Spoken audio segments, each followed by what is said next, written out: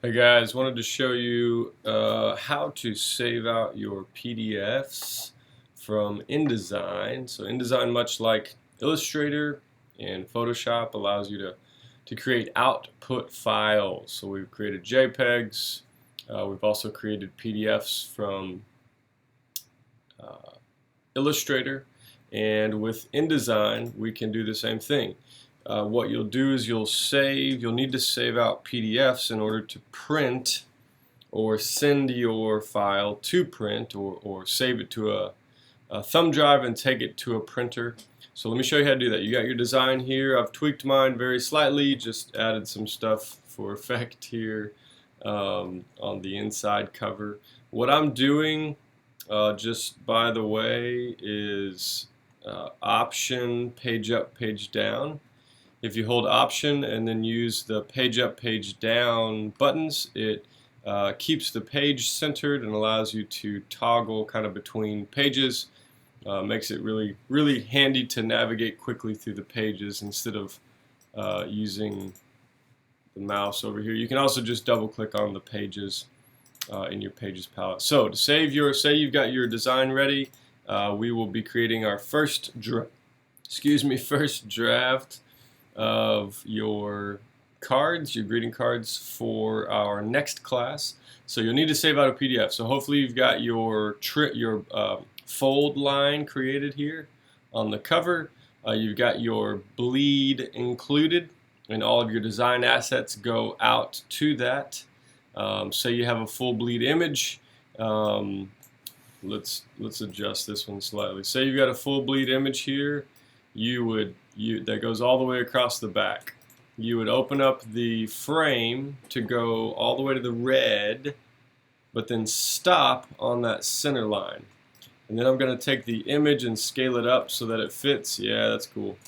So now I'm pressing W on the keyboard to toggle between this kind of trim view. So we can see where it'll trim, and then our fold line will be right along there. So let's go File, Export.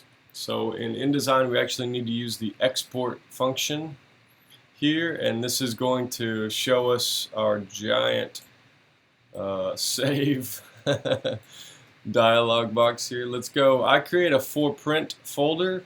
I would suggest you do as well. That isolates your PDFs into a folder called for print, and you know that that's a file that's ready for print. So I've already got one there. It should keep the same name as what you have for your inDesign file, but the suffix on the end is .pdf here, the file type. So if it's not, set it here in your format to Adobe PDF Print.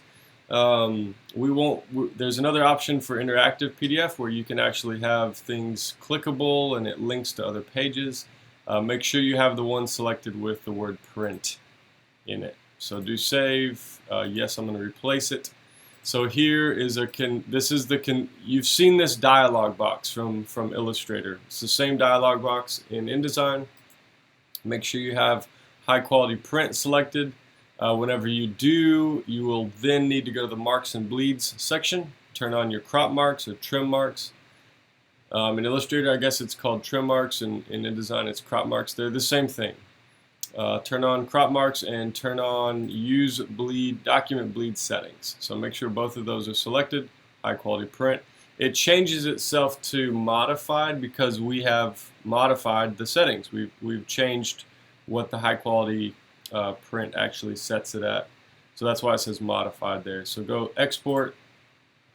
If you saw it really quickly, there was a dialog. There was kind of these bars right here, and that gives you an indicator of the progress of when it saves. So let's go look at the PDF. Here's my for print folder.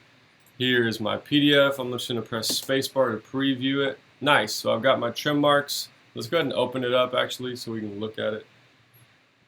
It's got my trim marks here. It's got the bleed setting, so I will cut it right along here. Here's my fold line so that I can see it. And since we added the image, I could technically just use the image as the fold line whenever I score it.